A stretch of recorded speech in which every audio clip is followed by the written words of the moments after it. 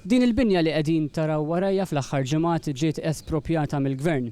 Filwaqt li hu normali li l-Gvern wieħed jew ieħor jespropja xi binja li x'forsi jkollu bżonna, l-istorja dwar din il-binja ta' warajja u li ġiet żvelata fl-aħħar ġimgħat hija dwar il-fatt u dwar il-mod kif il-Gvern Laburista ta' kważi €900,000 għal din il-binja meta fil-verità ġiet valutata li tiswa ferm inqas minn hekk. Kien il-ġurnal The Malta Independent li żvela dan il-każ ta' espropjazzjoni mill-Gvern. Skont The Malta Independent din il-proprjetà fit-triq it-tela tal-Belt fir-Rabat Għawdex skont periti indipendenti tiswa mhux iktar minn €280,000.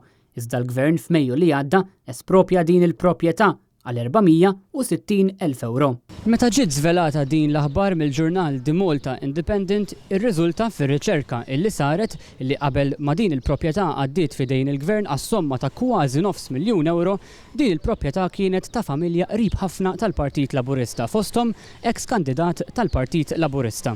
Fil-fatt skont dak li ġie żvelat wieħed mill-aħwa li wirtu d-dar kien Victor Vella Muscat li kien ġie appuntat segretarju għal Għawdex minn Mintoff, it-tifel ta' Victor Vella Muscat u Kid Vella Muscat li jaħdem fil-Ministeru ta' Għawdex u li fl-2006 kien kandidat tal-Partit Laburista. The Malta Independent qalet li Kid Vella Muscat issemma wkoll għal fatt li fl-aħħar sentejn kien wieħed mill-impjegati tal-Gvern li għamel xogħol fil-privat.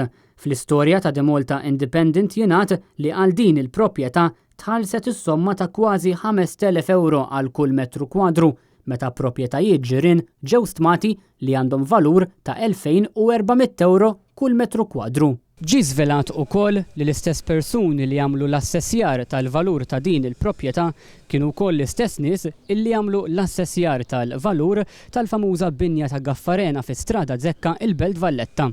The Malta Independent qalet li periti indipendenti saħħu li l-valur ta' din il-proprjetà ma messu qatt tela għal dan l-ammont u li l-Gvern għal din il-proprjetà ħallas iktar mill-valur tal-proprjetà fis-suq.